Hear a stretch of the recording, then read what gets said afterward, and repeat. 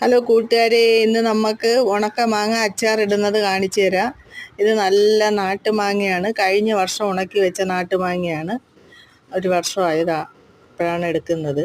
അത് നല്ല ചൂട് വെള്ളത്തിൽ കുതിർക്കാൻ വയ്ക്കണം. ഒരു 20 മിനിറ്റോളം കുതിർക്കാൻ വയ്ക്കണം. അത് കഴിഞ്ഞിട്ട് നമ്മളത് ഉപ്പിലിടുന്നത് എങ്ങനെയാണെന്ന് നോക്കാം. അത് നമുക്ക് മാങ്ങയില്ലാത്ത സമയത്തൊക്കെ നമുക്ക് ഉപയോഗിക്കാൻ വേണ്ടിയാണ് നമ്മൾ ഉണക്ക മാങ്ങ ഇങ്ങനെ വെക്കേണ്ടത്. ഞാൻ വീഡിയോ എടുക്കുമ്പോൾ മക്കളുമാർ രണ്ടുപേരും കൂടെ അടുത്ത് വന്നിരുന്ന് എന്നെ ശല്യം ചെയ്യുകയാണ്. ഉലുവാപ്പൊടി വേണം, മഞ്ഞൾപ്പൊടി വേണം, മുളക് പൊടി വേണം, കറിവേപ്പില വേണം, പിന്നെ നമ്മുടെ ഈ കുതിർത്ത് വെച്ചിരിക്കുന്ന മാങ്ങയും കൂടെ ഇടണം. ഞാൻ വെളുത്തുള്ളിയാണെങ്കിൽ ചതച്ചാണ് എടുത്തിരിക്കുന്നത്. കായവും കൂടെ, കായപ്പൊടിയില്ല, എനിക്ക് കായ കട്ടയായതുകൊണ്ട് ഞാൻ അത് വെള്ളത്തിൽ ഇട്ട് കുതിർത്ത് വെച്ചിട്ടുണ്ട്.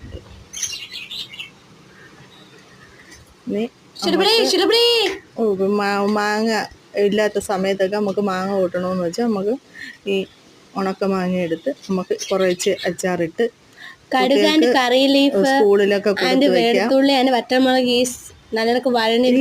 മോള് വന്നിരുന്ന് ഞാൻ വോയിസ് കൊടുക്കുമ്പോ അത് കുളമാക്കുവാണ്.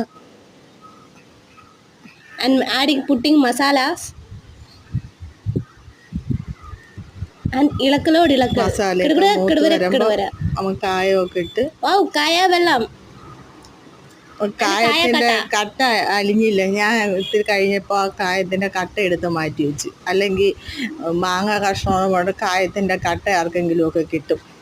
അതുകൊണ്ട് ഞാൻ ആ കായത്തിന്റെ കട്ട എടുത്ത് മാറ്റി വെച്ചു. നല്ല കായത്തിന്റെ നല്ല മണമൊക്കെ ഉണ്ട്. അങ്ങനെ നമ്മുടെ അച്ചാറൊക്കെ നല്ലതുപോലെ ആയി വരുന്നുണ്ട്.